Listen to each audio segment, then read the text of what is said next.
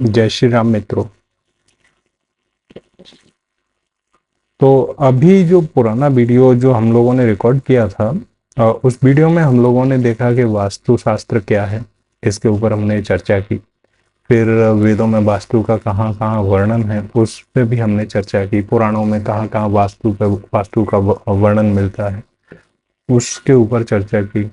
रामायण काल महाभारत काल में वास्तु किस लेवल का वास्तु था, कहाँ कहाँ क्या क्या उसका जो उल्लेख है वो कहाँ कहाँ किया गया है, उस पर भी हम लोगों ने कम्प्लीटली उसका एक ओवरव्यू दिया कि और वास्तु के कौन कौन से आचार्य प्रमुख आचार्य थे, उपदेशक थे।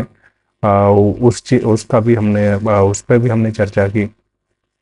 फिर वास्तु की शाखाएं हमने डिस्कस की कि कौन कौन सी ब्रांचेस हैं वास्तु। तो ये वीडियो काफ़ी बड़ा हो गया था और बहुत सारे लोगों की हमारे पास एक इस टाइप के कमेंट्स आए कि वीडियो की लेंथ काफ़ी बड़ी ज़्यादा हो गई है और थोड़ा सा शॉर्ट रखा जाए तो ज़्यादा बेटर है। क्योंकि तो हमने सोचा कि जैसे पहले हमारा प्लान था कि जो एक कंप्लीट पूरे टॉपिक को एक ही बार में हम लोग डिस्कस करें, but now we will break it in the pieces and discuss. I mean कि उसको हम लोग छोटे छोटे पार्ट्स में डिवाइड करेंगे और फिर उसके ऊपर चर्चा करेंगे।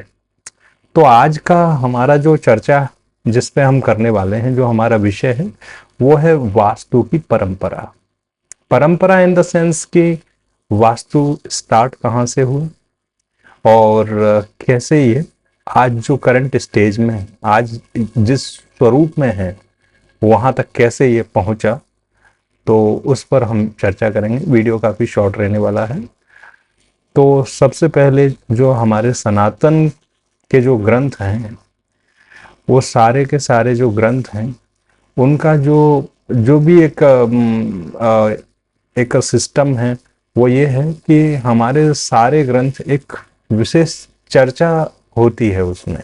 एक श्रोता होता है और एक वक्ता होता है, उन दोनों के बीच का जो संवाद होता है उसी से सारे ग्रंथ हमारे बने हैं।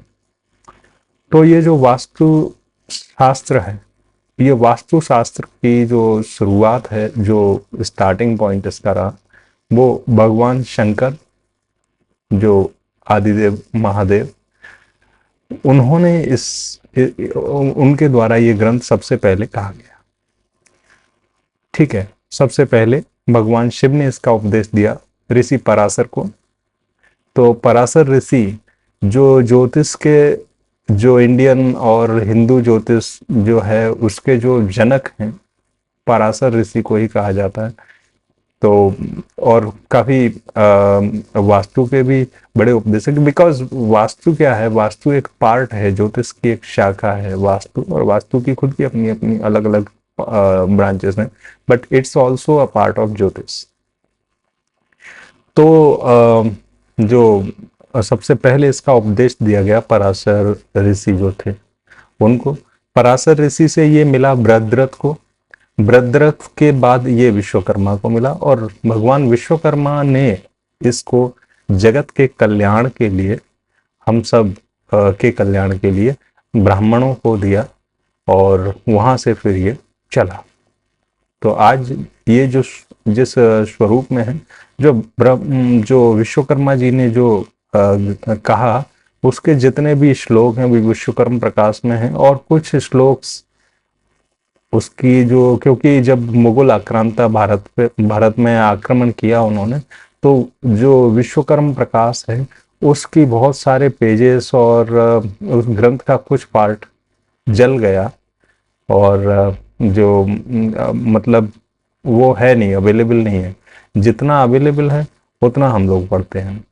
तो आज के लिए ये वास्तु शास्त्र का जो एक प्रथा कहाँ से स्टार्ट हुई, वास्तु पुरुष का जो वास्तु की जो परंपरा कहाँ से शुरू हुई और कैसे ये आज के इस स्वरूप में पहुंचा, उसके बारे में आज हमने जाना।